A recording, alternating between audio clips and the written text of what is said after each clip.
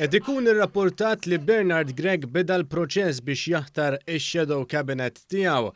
Dan hekk kif beda jilqa' lid-deputati tiegħu wieħed fid-Dar Ċentrali sabiex ikellimhom dwar portafolli li mistenni jibda jqassam. Dan propju fil-ħin fejn Adrian Delija kien medi l-qorti f'seduta li fetaħu stess dwar it-tliet sptarijiet.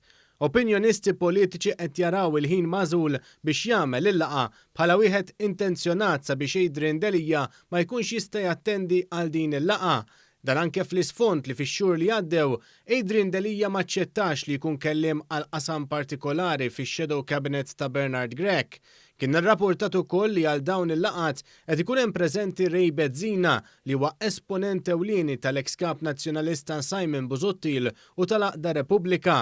U mifhum li seta' kien hemm disgwit fejn fost l-oħrajn ċertu deputati nataw aħbar li ma tantx daqqitilhom.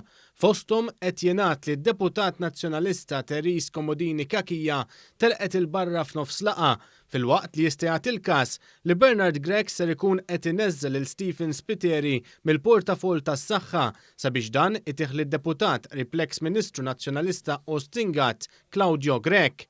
L-aħbar li Bernard Gregg iktar minn 100 jum wara l-ħatra tiegħu bħala kap tal-Oppożizzjoni beda l-proċess biex jaħtar ix-shadow cabinet tiegħu ġiet biss 3 ijiem wara li waqt intervista ma' Reno Buġejja saħaq li m'għandux għalfejn jaħtar shadow cabinet ġdid.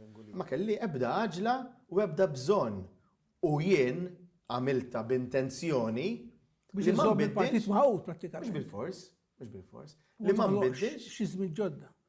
li ma nbiddilx fejn m'għandix bżonn inbiddel.